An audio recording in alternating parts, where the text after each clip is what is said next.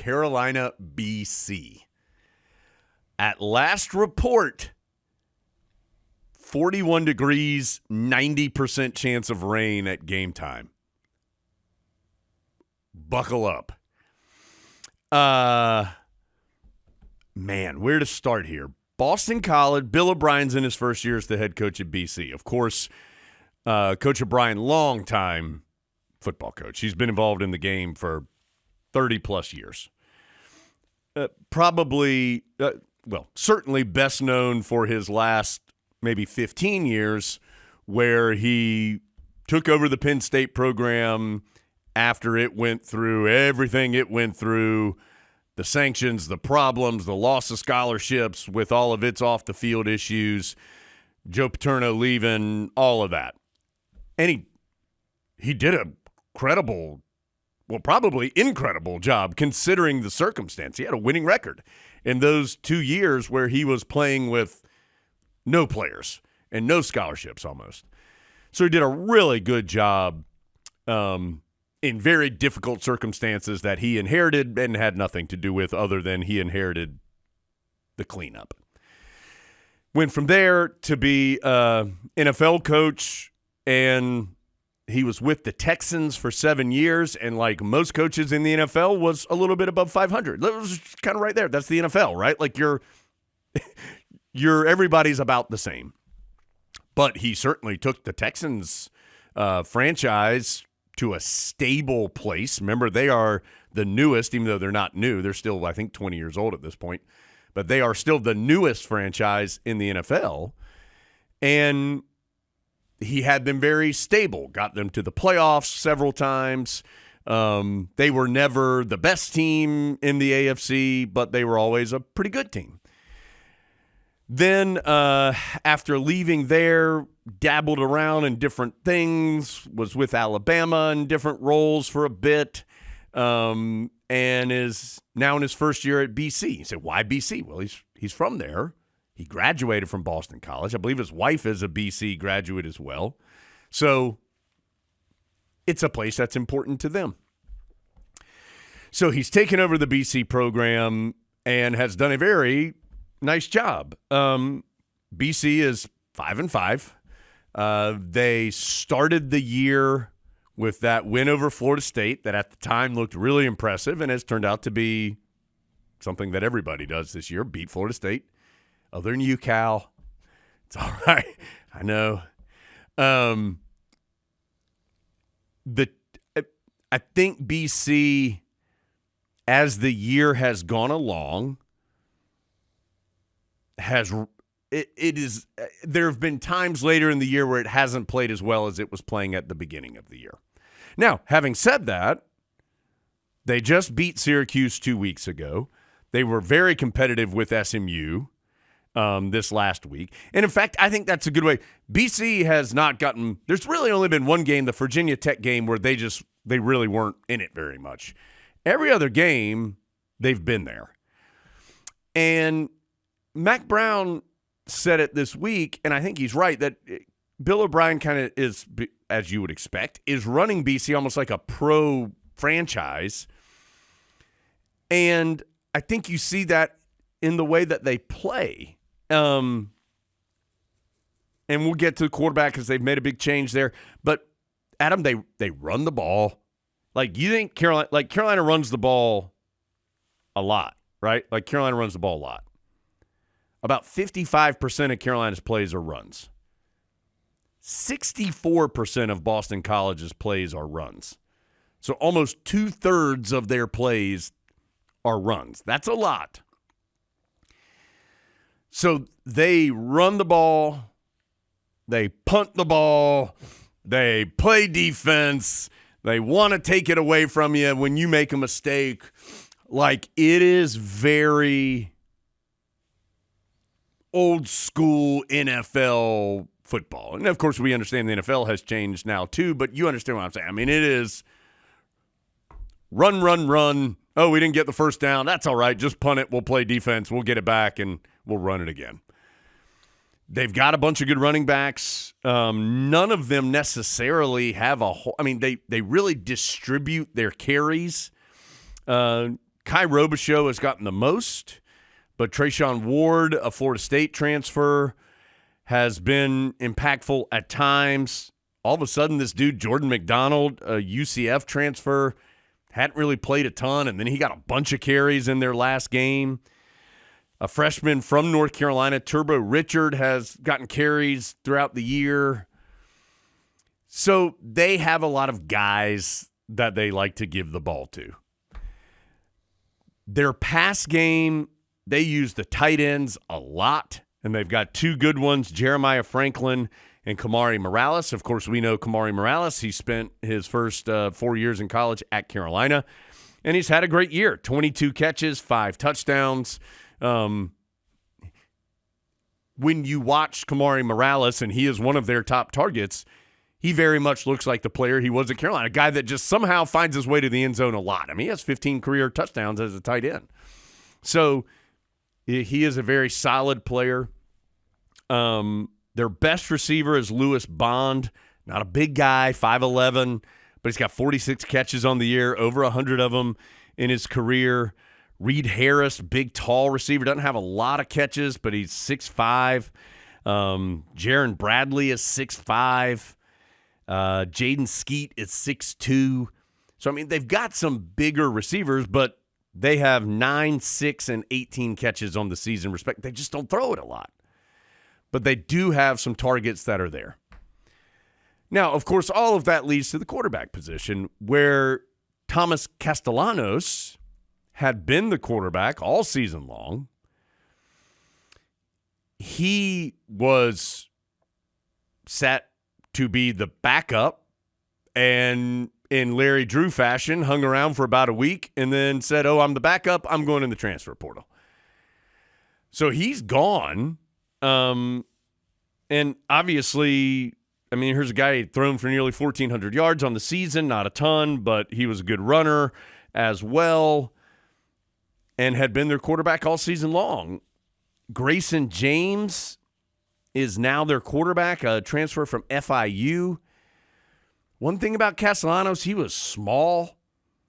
Grayson James is 6'3", so a little bit more prototypical NFL size, right? I mean, again, like I could see Bill O'Brien over there going like, why is this little guy running around back here, my quarterback? I got this guy who's 6'3" over here. I can envision it. And so I think Grayson James probably fits in the mold. This is my opinion. Certainly I don't know the inner workings of BC, but I think he probably fits the mold and the mental picture of what Bill O'Brien wants his quarterback to be. He can run, but he doesn't do it a lot. They play solid defense. They forced 18 turnovers, so they have forced a lot of turnovers this season, including 12 interceptions. They've done a really good job there. So it'll be important for Criswell to be safe with the football, protect the ball, not make any crazy throws. They have done a good job in intercepting passes, although their best corner is out for the year with an injury. So, Adam,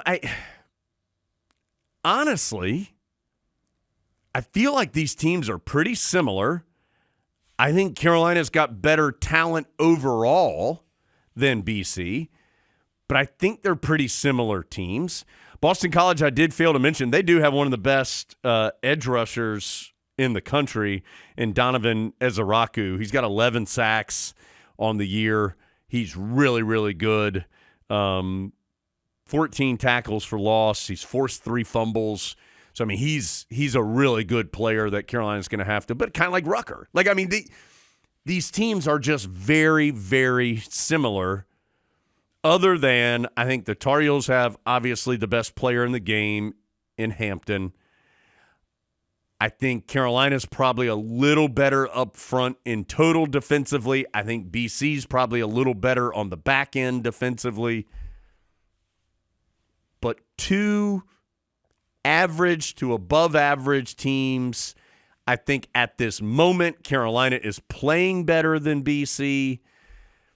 But the whole body of the season has been pretty similar. Again, I think the Tar Heels are probably a little bit better, but these two teams approach things similarly. Carolina will throw it a little more than Boston College will. rainy, nasty. I expect a lot of runs. I expect a lot of punts. I think the team that protects the football is probably going to have the best chance to win. So you could close your eyes, Adam, and you might think you're watching like the Browns and the Steelers from 1987 or something. I mean, it's going to be that type of game, I think. In my weekly assessment of, I was vaguely aware of Boston College. Now let me learn more about them. They're a little better than I want them to be.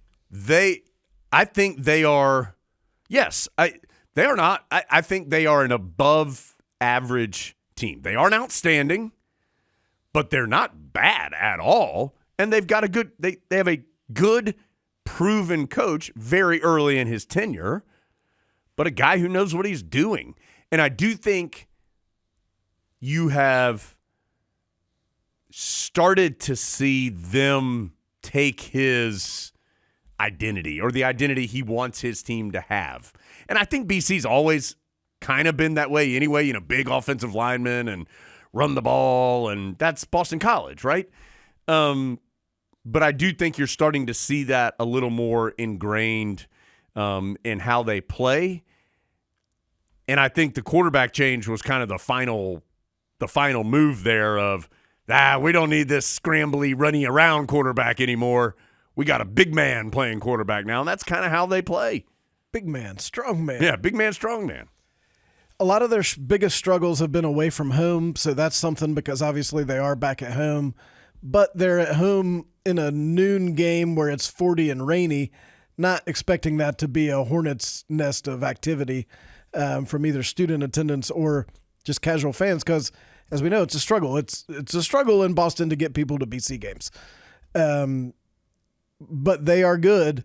You could tell Mac Brown talking about the game this week how much he loves these types of games. He respects Bill O'Brien. Yeah. I thought it was interesting what Jeff Collins said about how everybody on Carolina's defense wants to play professional football. Well, this is your chance to play against a professional type of offense that's going to attack you the way that an NFL offense would attack you and present some different challenges than maybe what you're used to most weeks from a typical college approach. So that'll be a little different. I do think the weather will be important because there's really no reason to do anything other than give it to Amari and Hampton unless something crazy happens. You can't turn it over. It feels like something goofy like a bot snap on a wet day or like a punt block or something might end up being important because I do think it'll be a close game. It's like you said and like we've said before, this is in that group of games in the middle part of the ACC where you have to beat these teams because these are your peers if you want to be sort of one step above them. And Carolina's done a good job here lately of doing that. But this is another opportunity where you need to follow through. BC doesn't kick field goals at all. They have attempted 2 field goals all season. And they go for it on fourth down a ton, like 24 times this year, I think. Yeah, so they have gone for it 24 times, converted on 13. Literally, they have attempted 2 field goals all season. They made one and missed one. We're not doing that anymore. Yeah. Their defense has been really good forcing field goals in the red zone. Teams have scored 35 times in the red zone. 15 of them are field goals. So almost half the time that they've allowed teams to score, they've forced the team to kick a field goal. Again, feels very pro-ish to me that's the case. So if you have an opportunity for a touchdown, get it if you're Carolina. Well, we know Mac Brown's aware of this stat because he's brought it up, and I feel like we've seen times in the past where Carolina's played similar teams, and he said after the game, we knew they don't ever kick field goals, so we felt like we couldn't kick field goals. Yeah. So I think the Tar Heels will be more aggressive even than normal on some fourth downs that you might think, this feels like a kicking situation. Don't be surprised if maybe the Tar Heels go for it because they don't think 3 points are going to matter. And I know this is boring talk, but, turnovers are going to be important in this game, not just because of the weather, but BC forces a lot. Carolina's been forcing a lot. The Tar Heels have forced 7 in the last 3 games. That's over half of what they have forced all season long.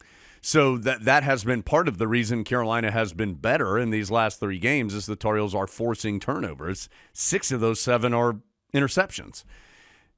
And there are some interceptions to be had in this game if you make BC throw the ball. If they get to the point where they have to throw, you can get the ball. BC has played in a really nasty, rainy game this year. They beat Michigan State in like a complete downpour. The whole game, it just downpoured. Carolina has not really been in a bad weather. I mean, last week was probably the coldest it's been, and it wasn't even that cold. Even though Matt Krause was wearing a full toboggan in the booth, it wasn't that cold against Wake Forest. I mean, Carolina's had some very favorable conditions. So this would be, I mean, Minnesota, it rained, but before the game, really, it rained some, but not much. So just all of that worth keeping in mind. When you throw it down to Lee Pace, you should be like, Lee, how's the weather down there? And I just wanted to mention that tomorrow I'm going to be in Maui. Yeah. Back to you, pal. Hey, champ. So, I don't know. It's not an easy game. BC needs a win still to be bowl eligible, which I think will be a huge step forward for them. And they still have to play Pitt, so it's not a foregone conclusion. They do feel like they have something to play for. Yeah. So Carolina trying to win its 4th in a row. Carolina is again, in its current form, the Tar Heels are playing better than BC. But in total, I think these teams have been pretty similar this season.